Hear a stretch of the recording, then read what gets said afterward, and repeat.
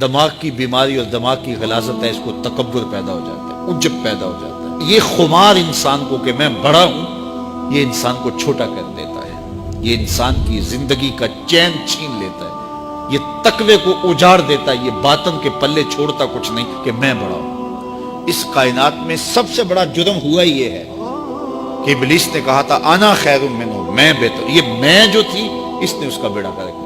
جو بڑا ہوتا ہے اس کو بتانا نہیں پڑتا میں بڑا ہوں، لوگ دیکھتے ہیں کہ وہ بڑا ہے۔ بڑائی لفظوں سے نہیں بتائی جاتی، بڑائی کردار کی ہوتی ہے، بڑائی سوچوں کی ہوتی ہے۔ بڑا آدمی دکھائی دیتا ہے کہ یہ بڑا ہے، اس کی عادات سے پتہ چلتا ہے بڑا ہے، اس کے اطوار سے پتہ چلتا ہے بڑا، اس کے طرز زندگی سے پتہ چلتا ہے کہ وہ بڑا ہے۔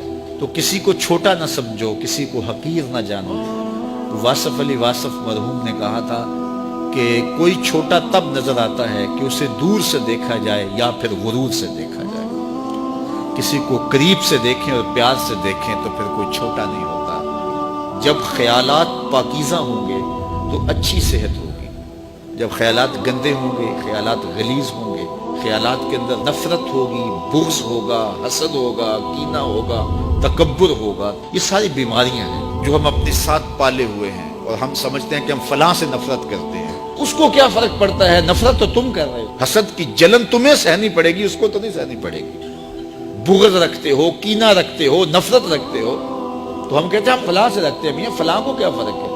وہ سب کچھ تو تم اپنے اندر رکھے ہو۔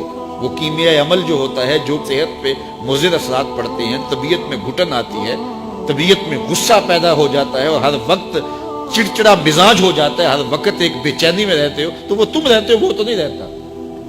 تو اس لیے وہ اپنے آپ کو صاف کریں، اپنے اندر کی آگ بجھائیں، اپنے اندر کو ٹھنڈا رکھیں، اپنے اندر کی ستھرائی کا، پاکیزگی کا، طہارت کا سامان کریں۔ ان چیزوں کا التزام اور ان چیزوں کا اہتمام کرنا یہ ہمارے دین نے ہمیں سکھایا ہے۔ کس کو پتھر مارے ناصر کون پر آیا ہے، دل کے شیش محل میں ایک ایک چہرہ اپنا لگتا ہے۔ لوگوں سے پیار کرو، لوگوں سے محبت کرو، لوگوں کو قریب کرو، نفرتوں کے سوداگر نہ بنو، محبتوں کی دکان کھولو۔ جہاں تک ممکن ہو لوگوں کی خیر خواہی کرو، اور اگر لوگوں کے لیے خیر خواہی نہیں کر سکتے تو کسی کی بدخواہی بھی نہ کرو۔